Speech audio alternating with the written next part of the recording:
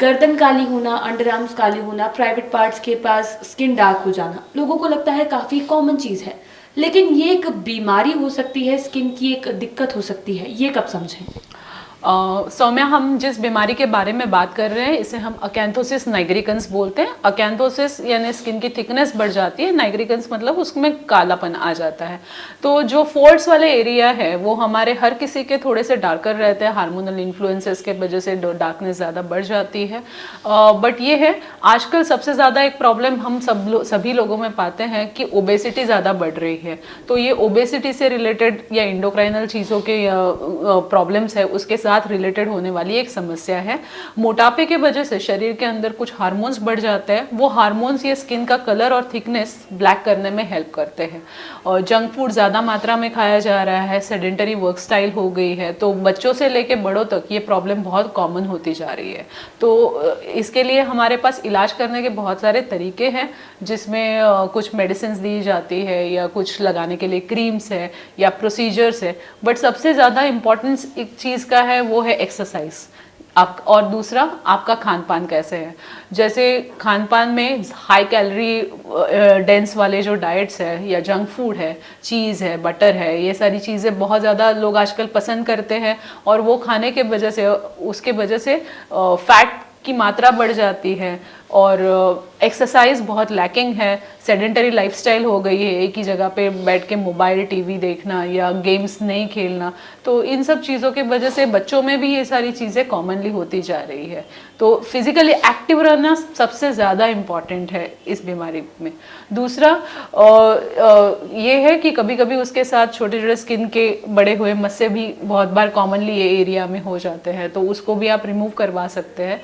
और हार्मोन्स के जो चेंजेस हैं ये आपके बॉडी में हो रहे हैं, इसका एक इंडिकेटर है। जी, तो क्या ये जो दिक्कत है सिर्फ ओबीस लोगों में होती है या फिर उन लोगों में भी हो सकती है जिनका वजन कम है?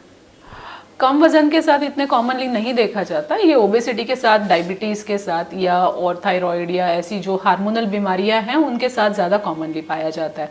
और ये कोई तरीके का मैल नहीं है जिसको आप रगड़ के निकाल सकते हैं। बहुत बार रगड़ने से या लूफा यूज़ करने से स्किन की डार्कनेस ज़्यादा बढ़ जाती है, क्योंकि उसके अंदर उन्हीं कुछ चीज़ों का डिपोजिशन हो जाता है।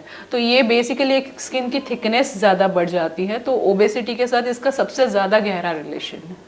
कभी कभी ये एक इंटरनल कोई कुछ कैंसर्स वगैरह है उसका भी एक इंडिकेशन हो सकता है, बट उसका प्रमाण बहुत कम है। ओबेसिटी सबसे ज़्यादा कॉमनली बीमारी है जिसके साथ ये जोड़ा गया है। जी, अभी आपने बताया कि ये किसी तरीके का मैल नहीं है जिसे रगड़कर आप उतार सकते हैं, तो ऐसे में लोग कब समझे कि अगर उनकी गर्दन काली हो रही है या प्राइवेट पार्ट के पास या अंडर आर्म्स में जो डार्कनेस है वो बढ़ रही है, तो वो सिर्फ मैल की वजह से नहीं है बल्कि कोई बीमारी है?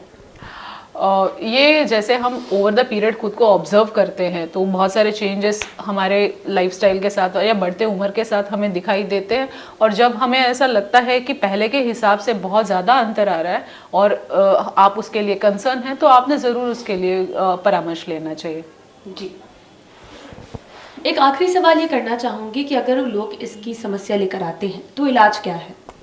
मैंने पहले भी बताया, कुछ क्रीम्स आते हैं जिसको लगाने की वजह से स्किन की थिकनेस कम होने में हेल्प हो जाती है। एक्सरसाइज और खान पान ये बहुत ज़्यादा इंपॉर्टेंट है। वेट रिडक्शन से जो इफ़ेक्ट आएगा वो कोई मोडालिटी उतना ज़्यादा इफेक्ट परसिस्टेंट नहीं दे पाएगी, क्योंकि क्या है हम ट्रीटमेंट करेंगे ही भी और उसके साथ अगर पेशेंट का वजन बढ़ता ही रहेगा या वो प्रॉपर केयर नहीं ले रहे हैं तो डार्कनेस आने के चांसेस ज़्यादा बढ़ जाते हैं।